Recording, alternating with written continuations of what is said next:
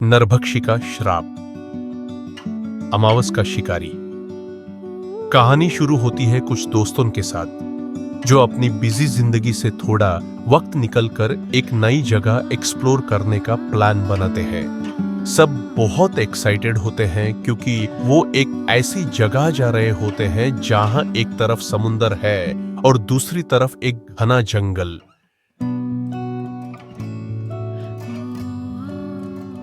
Plan ये था कि वो जंगल के किनारे कैंपिंग करेंगे, बॉनफायर जलाएंगे, गाने गाएंगे और अपने दोस्तों के साथ कुछ यादगार लम्हे बिताएंगे। शुरू का सफर बहुत ही अच्छा था।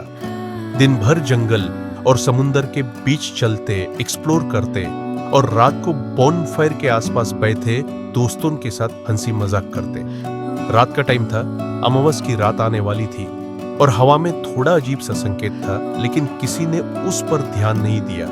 सबको लगा ये सिर्फ एक एडवेंचर का हिस्सा है। लेकिन जब अमावस की रात आई तब सब कुछ बदलने लगा। उस रात जब सब सो रहे थे, उनमें से एक दोस्त अचानक गायब हो गया। जब सुबह हुई और सब जाग रहे तो देखा कि उनका एक दोस्त वहां नहीं था। सब पहले सोचने लगे कि शायद वो मजाक कर रहा होगा या घूमने गया होगा, लेकिन दिन भर ढूंढने पर भी उसका कोई पता नहीं चला। डर का माहौल बन गया। अगली रात फिर वही हुआ। रात को जब सब सो रहे थे, एक और दोस्त गायब हो गया। अब डर सच में उनके दिलों में बसने लगा था। एक एक करके सब दोस्त गायब होने लगे। अब सिर्फ दो दोस्त बचे थे जो अपने बचने की कोशिश कर रहे थे। उन्होंने वहां से भागने की कोशिश की, लेकिन जंगल एक ऐसी भूल भुलैया जैसे लगने लगा था। वो जितनी बार जंगले से निकलने की कोशिश करते, उतनी बार वापस उसी जगह आ जाते जहां से चले थे। जंगल के बारे में एक पुरानी कहानी थी जो अब उन्हें याद आई। कहते हैं इस जंगल में एक नरभक्षी रहता था जो एक आधा इंसान और आधा जानवर था। वो इंसान तब तक एक आम व्यक्ति था जब तक उसने एक श्रापित जानवर का शिकार नहीं किया था।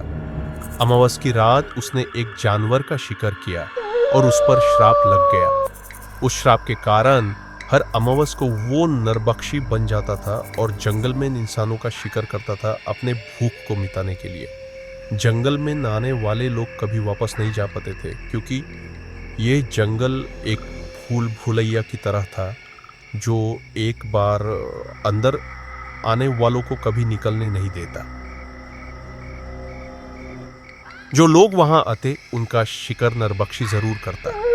दोस्त एक एक करके कम होते गए और आखिरी दोस्त अपने अंत का इंतजार कर रहा था। उस रात जब वो अकेला बचा तो उसने जंगल के बीच एक अजीब सी आवाज सुनी। उसने देखा एक भूतिया छाया उसकी तरफ आगे बढ़ रही है। वो छाया कोई और नहीं, नरभक्षी थी जो अपने शिकार के लिए उसे ढूंढ रही थी। सुबह होने तक उस दोस्तों की कहानी सिर्फ एक हॉरर किस्सा बन गई थी जो लोगों को डराने के लिए सुनाई जाती थी। आज भी कहते हैं जो लोग उस जंगल में जाते हैं वो कभी वापस नहीं लौट पाते।